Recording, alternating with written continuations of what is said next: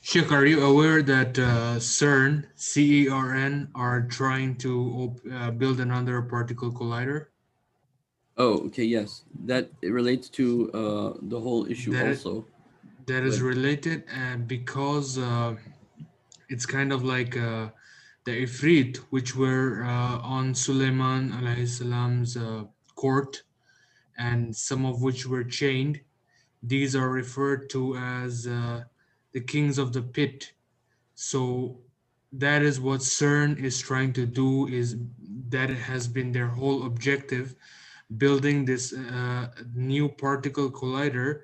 They will say that their particle collisions will open up another universe from which aliens can come, and this is where those Ifrit, they will be unchained, and they will come like locusts basically, and that is going to be the next invasion of Jinn in this in our that's realm basically. interesting. And I've that's why noticed that there has been it's a many evil jinns released from the seas in the last 5 6 years, but now there will be probably something bigger coming out from a different you know place, and so that's going to be very interesting. yes, and these are the Jinn which will serve. I mean, that's why they want the third temple to be on that particular location, on the region of Masjid al-Aqsa, because that region has blessings from Allah, and that is where the Prophet was able to make his journey, and they want those divine powers. That's why the temple will be built on that location, and those Ifrit will serve Dajjal from his throne on that particular location. Mm. That is how Dajjal will be able to implement his rule, basically. Yep. I mean, there's no doubt about that. There's absolutely no doubt about that in my mind. That will If relate. Go ahead. no, so are we just open like portals where Jinn can just enter so easily? Is it that easy, or does it have to be now this technology? In the natural scheme of things, it shouldn't be that easy, other than the waswasa you normally get. But as these frequencies change, Yes. as your genes are being changed, the effect of shaitan will be more Magnified. Yes. And I think that industrializations, phones, technology, all of these are just priming us for that moment. It's making us more vulnerable to be invaded by those jinn. And Sheikh, it's CERN, by the way. CERN. Oh, CER. Okay. I was wondering.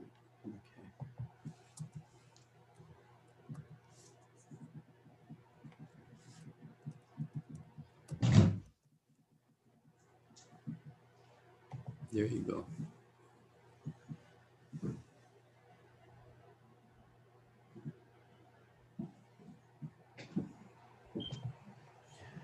All right, everyone, inshallah. So that's what I wanted to share with you, that how this whole COVID situation and the situation we find ourselves in, how it's very complex, and it has a very, even if we don't do anything, even if we don't get the injection, it still is going to affect us at one level or the other, which is why in Surah Al-kahf, Allah subhanahu wa ta'ala specifically tells us to seek refuge from his kalimat, his words, his, is basically seeking isti'aza from him, seeking refuge in Allah subhanahu wa ta'ala, like the cave. That's the most important thing, is to find the cave mentally, physically, emotionally, intellectually, all those ways. Because you can read one thing on the internet. I've seen great scholars just change overnight by reading something on the internet. I know, and then the sister that's raising the hand, you can speak. I think it's Shin. Oh, assalamu alaikum. Can you hear me? Yes, wa alaikum assalam. Okay. When I started looking into all of this, I was told that the jinns are smokeless flames of fire. So I really had to like think about what is smokeless flame of fire, and I came up with the idea that electricity is fire, but without the smoke. So electricity is also, I would say, like waves as well. And obviously that ties in with the frequency stuff you mentioned.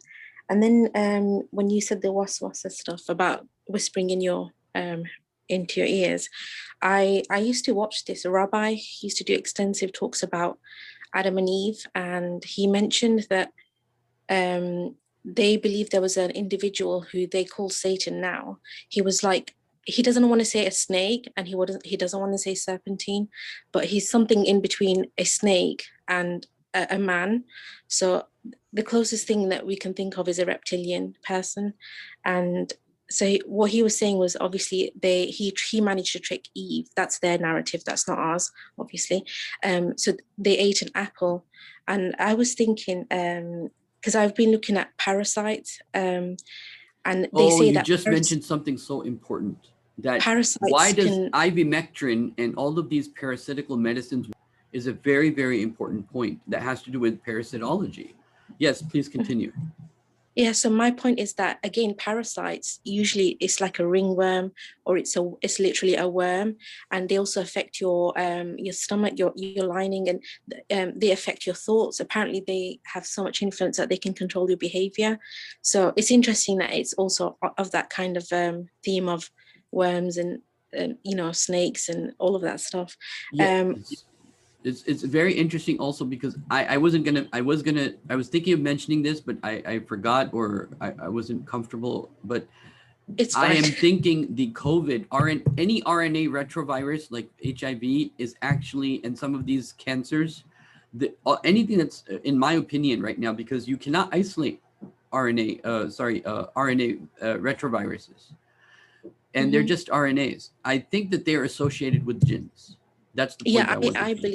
I also believe that, but I actually thought I was perhaps I was too scared, because obviously I'm Muslim too, and I don't want to be like starting to think things that are probably not what we should be believing. I don't know, but so I found it interesting about the parasites and how.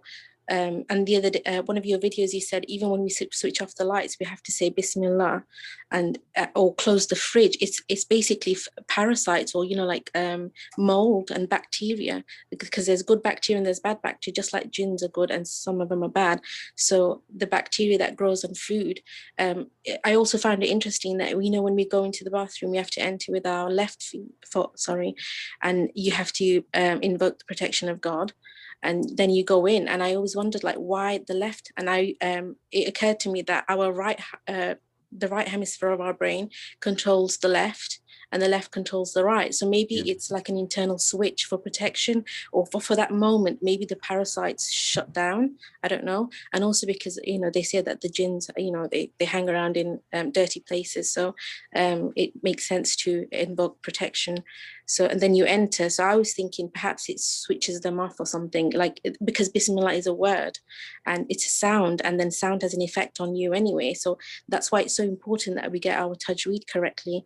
And then that also ties into what I said about the bacteria, because there's good and bad. So I was thinking, the jinns, what if it's something like, how people said Dajjal is an actual being as well as the system. So what about jinns? They could be actual things as well as shape-shifting things, as well as bacteria on a micro level, on a macro level. The way I think jinns work with bacterias or things of this nature is, I'll give you an example.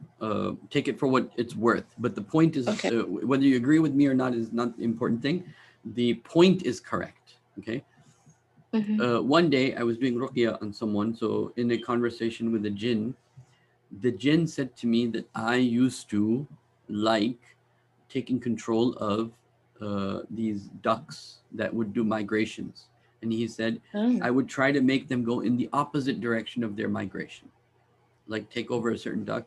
And then he said, but my parents weren't happy with me doing that, so I stopped that. My point being that these things don't have brains, these viruses, right? Especially the RNA virus has no brains. They have no direction. So the shayateen can very much use them as tools. Even if they're not shayateen or they're not the jinns per se, but the shayateen can be attached to them in a sense that they're a tool, a magic tool to affect a person's health. They can be like tools that they use that they can influence the particular not living virus. It's not living. It needs a cell to live in, for example. So it can influence the material, which is in this case the RNA, to affect a human being. A jinn can do that, and we know jinns can cause illnesses from authentic sayings of the Prophet sallallahu alaihi wasallam. So that's there. Yes. Anything else? Yeah. So, you know, like, because I was told they hang around where graves are and stuff. So obviously, when a body's decomposing, there's all that. You know, like, I don't know if it's filth, considered filth or whatever, but you know, that's what they do. And I also, I think you should probably look into Professor Bruce Lipton. He talked about how the environment through frequencies and waves is affecting how we are, our health and etc. Things like that. It'd be also going back to the cow thing. It'll be interesting to look at the etymology of cow in Arabic, because perhaps there's something we're missing. The cow. I have the Abdullah Yusuf Ali translation of the Quran, and I remember he mentioned that when the people of Moses were leaving with him, when they built the golden calf, what they wanted was their own version of the bull Osiris or something. So not only was it not like an Egyptian god, it was like they had their own version of it. So it was a sect essentially. So that ties in with all the themes about the cow in the Quran. And it's interesting that all the prophets were thought to be shepherds. So they were taking care of sheep. And this is the age of deception. I completely believe it, because you know we refer to people as sheeple or sheep, and really they're not sheep, they're cows, because cows are, you know, you learn humility from being a shepherd. Cows, not so much, I don't think, because if you look at the wider narrative, cows, you know, McDonald's and deforestation just to raise cows for beef and burgers and things like that is just, you know, like you said, it's materialistic and it just ties in. Also, I wanted to mention about, you know, Scientologist. So they have this thing where they believe that whoever enters the church of Scientology, they have to undergo this process. I can't remember it because I actually looked into it over a decade ago. And so what they do is they use some sort of either surgery or some sort of procedure where they actually remove this alien part of you. Now, they don't actually tell you what it is, but they say they remove this companion that you have. And that, it kind of reminded me of when in the Quran it says that, you know, when you start sinning, you also have Allah allocates a kareen or something to you. So I don't know if it's something related. So, you know, like your shadow evil or something. I don't know. I'm just, you know, just putting out words there. No, it's good to throw so out ideas. they removed that. And it's interesting back to, because L. Ron Hubbard was friends with Jack Parsons, who invoked a spirit that was so... Hello? Sorry, yes, no, continue. Hello? Please continue. Can you hear me? Yes. I can hear you. Yeah. Yes, everyone can hear you. Okay. So Jack Parsons, he invoked a spirit, and the spirit said his name is Belisario Al-Daljal. So I found that very interesting.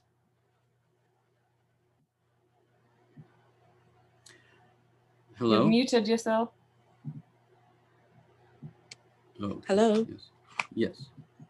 Hello, can you Yeah. hear me? We're listening. Yeah, so so he invoked this spirit, and the spirit, through the spirit, his friend wrote down what he was saying, and the spirit said to him that within 9 years, the dominance of all the Abrahamic religions will be conquered. So I mean, this was like, I can't remember, but in the 1940s, which would make sense because I feel like all three religions have been penetrated by, I don't know, learn it, but they have an oral tradition. So if the person that's teaching you, if they can't hear in their ear that you're hitting those exact notes, you can't actually become I think it's a guru or a pundit, I don't know. They don't get to become that until you hit those exact same notes. So it's the same for us as well with the tajweed, which is why it's so important to pronounce things correctly, because obviously like qalb means dog and then qalb means heart. So, you know, it's really important.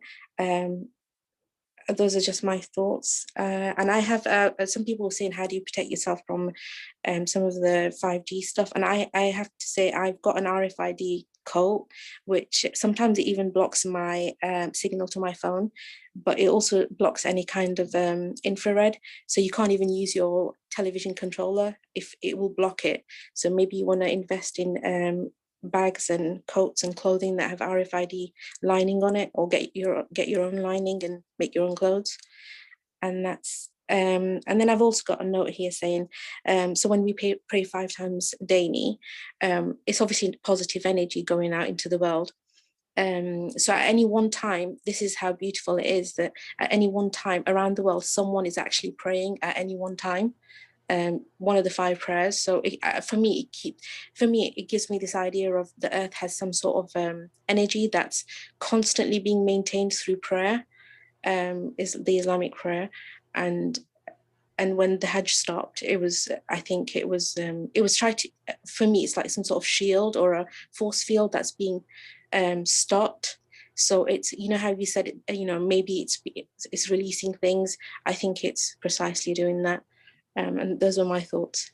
Thank you for listening. Very good. Brother Farhan, I know that you're here, and I know you're somewhat of an expert on this subject too. And if you want, I won't force you, but if you want, you can say something. But I'll let Brother Wasim, and then Brother Awais, and then Brother Imran say what they want to say first.